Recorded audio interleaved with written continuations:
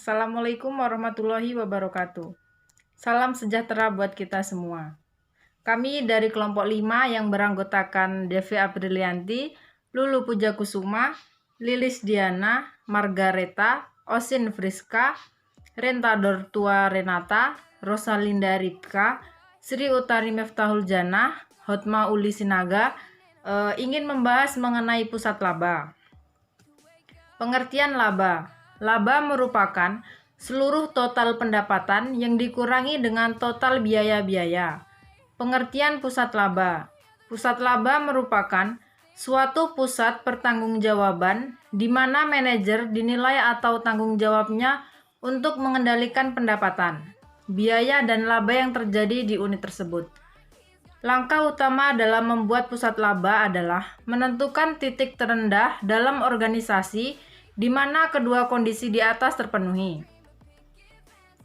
Seluruh pusat tanggung jawab diibaratkan sebagai suatu kesatuan rangkaian yang mulai dari pusat tanggung jawab yang sangat jelas, merupakan pusat laba, sampai pusat tanggung jawab yang bukan merupakan pusat laba.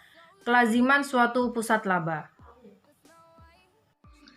Peranan laba, yaitu satu, tujuan setiap perusahaan adalah memperoleh laba yang tinggi. Kedua, laba merupakan tolak ukur efektivitas. Ketiga, laba adalah selisih pendapatan output dengan biaya input. Keempat, laba juga mengukur efisiensi dan efektivitas. Pertimbangan pusat laba terhadap pada fungsi-fungsi produksi dan pemasaran dalam perusahaan dipisahkan atau mungkin pada organisasi fungsional. Bentuk organisasi di mana unit utama fungsi produksi dan pemasaran disatukan. Wewenang suatu unit organisasi untuk menghasilkan laba tidak didelegasikan penuh kepada suatu unit usaha di dalam perusahaan, tergantung pada salah satunya akses informasi. Kedua, cara untuk mengukur trade of biaya atau pendapatan yang dibuat oleh manajer. Adapun menurut Anthony pada tahun 2005, kinerja manajer pusat salah satunya margin kontribusi, laba langsung, laba yang dapat dikendalikan, laba sebelum pajak, dan juga laba bersih. Manfaat dan kesulitan pada pusat laba. Manfaat pusat laba. Menurut Anthony, pusat laba dapat memberikan manfaat sebagai berikut. Yang pertama, memberikan tempat pelatihan sempurna bagi kemampuan manajerial secara umum. Para manajer mendapatkan pengalaman dalam mengelola seluruh area fungsional dan manajemen yang lebih tinggi. Mendapatkan kesempatan untuk mengevaluasi potensi pekerjaan yang tingkatnya lebih tinggi. Kedua, memberikan informasi siap pakai kepada manajemen puncak tentang profitabilitas komponen-komponen individual perusahaan. Kesulitan yang dihadapi pusat laba. Pengambilan keputusan yang terdesentralisasi akan memaksa manajemen puncak untuk mengandalkan laporan pengendalian manajemen dan bukan wawasan pribadinya atas suatu operasi, sehingga mengakibatkan hilangnya pengendalian. Batasan dari manajemen korporat. Batasan yang dikenakan manajemen korporat dibagi menjadi 3 kelompok. Yang pertama, batasan yang timbul dari pertimbangan strategi. Batasan yang timbul karena ada keseragamannya yang diperlukan, dan batasan yang timbul dari nilai ekonomis sentralisasi.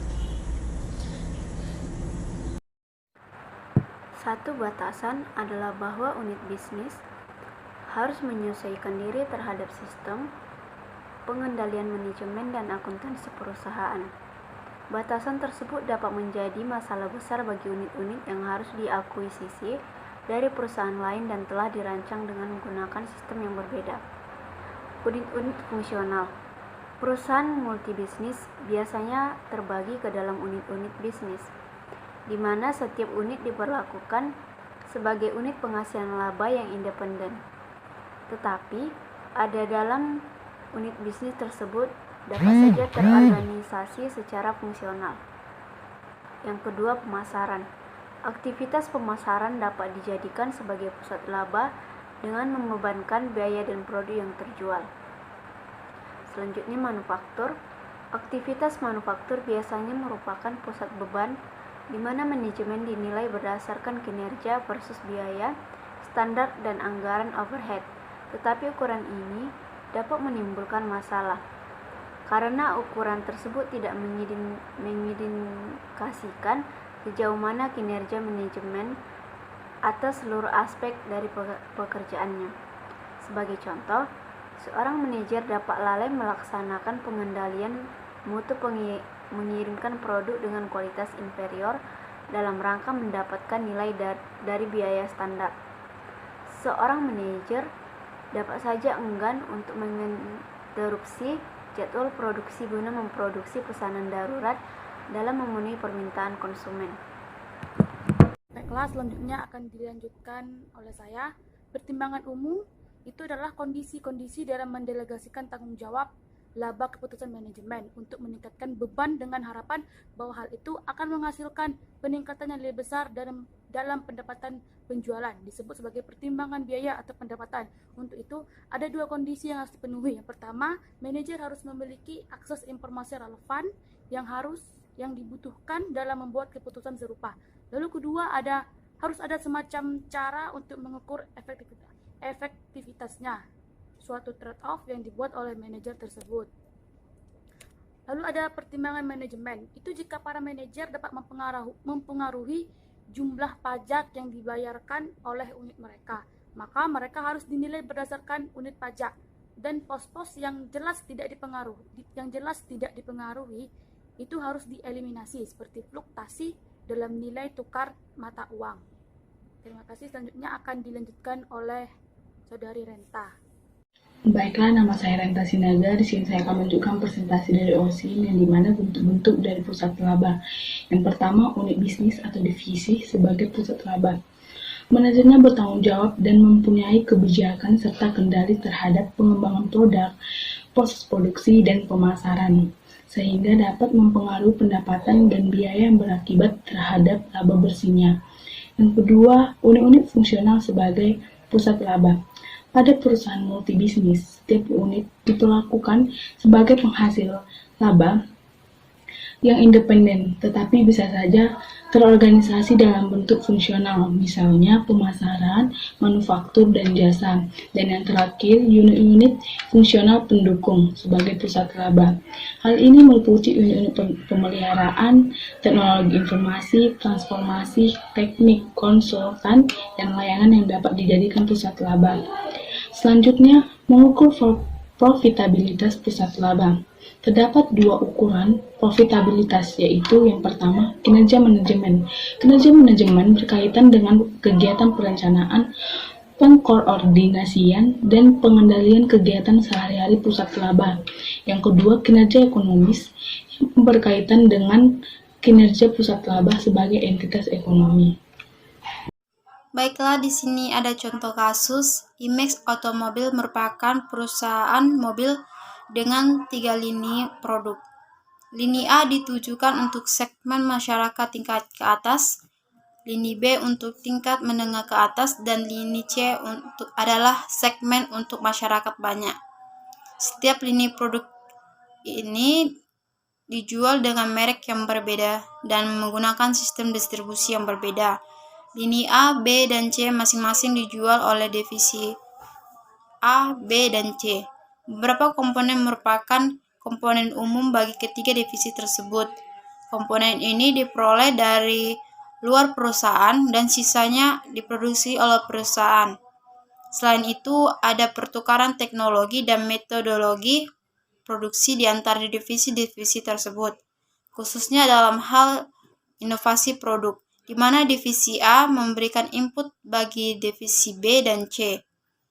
Di pihak lain, inovasi proses dihasilkan oleh divisi C dan diadopsi oleh divisi A dan B.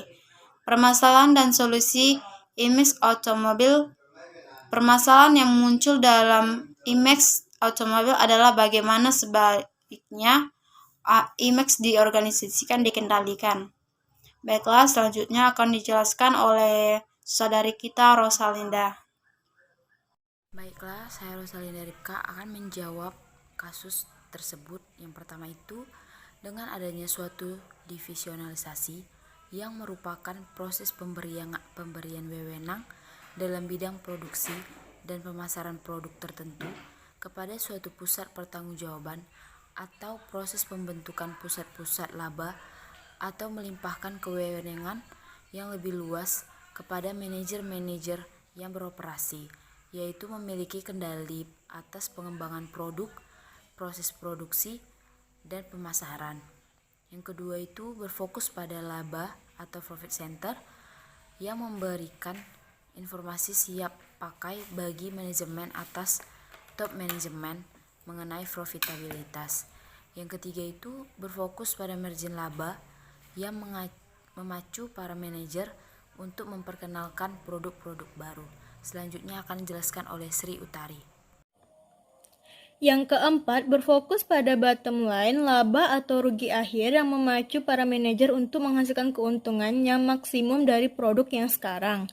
Yang kelima, mengukur kinerja proses manufaktur seperti pengendalian kualitas, penjadwalan produk, dan keputusan membuat atau membeli.